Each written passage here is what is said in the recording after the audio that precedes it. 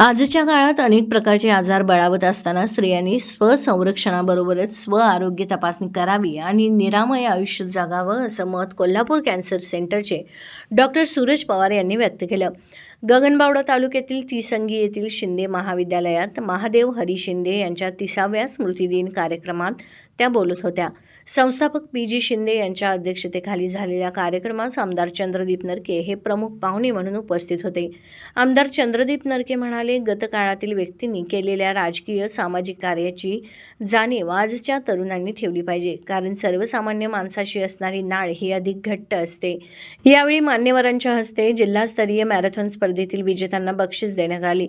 मुलांमध्ये ऋषिकेश माळकर, ओंकार पाटील, धनाजी घुरखे यांनी अनुक्रमे प्रथम 3 क्रमांक पटकावले. सागर शेळके उत्तेजनार्थ ठरला. मुलीमध्ये प्रथम 3 क्रमांक अनुक्रमे सुजाता पाटील, प्रांजली मार्गे, सिद्धिका रावण यांनी पटकावले. सुजाता कुपले हिला उत्तेजनार्थ बक्षीस देण्यात आलं.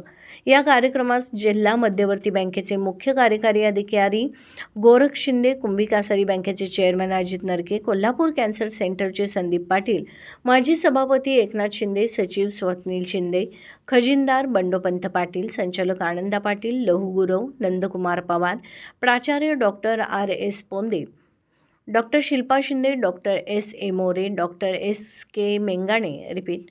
डॉक्टर एस के मेंगाने आदी मान्यवर उपस्थित होते. यावेळी पी.जी. शिंदे, संजय शिंदे, आनंदा पाटील, डॉक्टर संदीप पाटील यांनी मनोगत व्यक्त केलं. कॅन्सर जनजागृती आणि तपासणी शिबिर पार पडलं. TV नेक्स्ट मराठीसाठी गगनबावडाहून महादेव कांबळे.